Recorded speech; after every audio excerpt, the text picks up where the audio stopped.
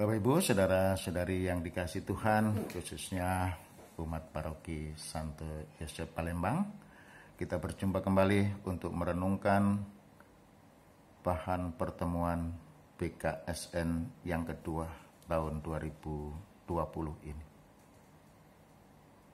Kabar gembira atau kabar baik yang mau disampaikan kepada kita melalui pertemuan yang kedua, yakni Yesus adalah anak manusia, Raja Kerajaan Surga. Dan ini dikisahkan dalam Injil Matius bab 25 ayat 31 sampai 46. Siapa anak manusia itu? Sebagaimana sudah dinubuatkan dalam kitab Daniel bab 7 ayat 13 sampai 14, anak manusia adalah pribadi yang berasal dari langit, dari surga, dan bukan berasal dari dunia. Lalu siapa pribadi yang datang dari surga atau dari langit itu? Tidak lain adalah Yesus Kristus sendiri. Dialah satu-satunya manusia yang berasal dari surga dan tahu jalan ke surga. Dan Yesus Kristus ini adalah Raja. Raja yang bukan berasal dari dunia. Dia adalah Raja Kerajaan Surga. Dan dia juga punya kuasa untuk menentukan siapa yang layak untuk masuk ke dalam kerajaannya itu. Maka kita beruntung bahwa kita sudah diperkenankan untuk menjadi pengikut Kristus. Menjadi pengikut Raja yang menentukan orang masuk dalam kerajaannya. Maka kita tidak perlu ragu-ragu lagi. Kita tidak perlu cemas. Kita tidak perlu mengalami krisis baik iman maupun identitas. Karena yang kita ikuti adalah pribadi yang bisa menjamin keselamatan kita.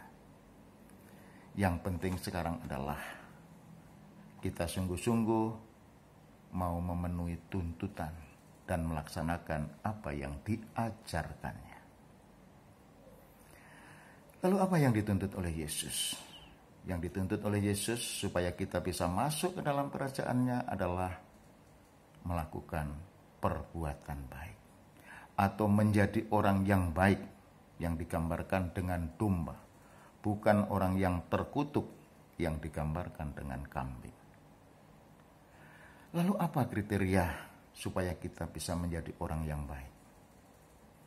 Kriteria supaya kita layak disebut sebagai orang yang baik adalah mau menolong orang-orang yang ada dalam kesusahan. Dengan perbuatan-perbuatan konkret yang bisa melepaskan mereka dari kesusahan. Jangan kita hanya berbicara tentang kesusahan orang lain atau bahkan pura-pura tidak tahu akan kesusahan orang lain.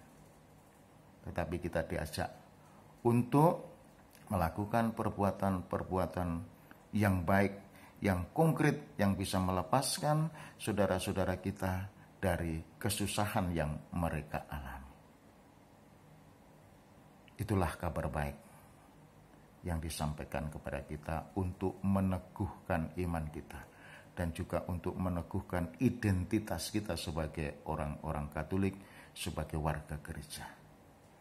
Maka mari kita sambut kabar baik ini dengan bersedia untuk melakukan perbuatan-perbuatan yang baik dengan menolong orang yang kelaparan, mengunjungi orang yang sakit, mengunjungi orang yang dalam penjara. Singkat kata, kita diajak untuk menolong orang-orang yang sedang mengalami kesulitan supaya mereka terlepas dari kesulitan. karena Yesus juga berada di dalam diri mereka. Maka kalau kita menolong mereka, berarti kita juga melakukan sesuatu atau perbuatan untuk Yesus sendiri. Dan itu akan berkenan di hadapannya dan akan mengantar kita untuk masuk ke dalam kerajaannya. Semoga dengan warta gembira ini kita semakin disemangati untuk menekuni iman dan identitas kita sebagai orang Katolik, sebagai pengikut Kristus. Dan dengan demikian kita bisa terhindar dari aneka krisis iman dan identitas. Semoga demikian.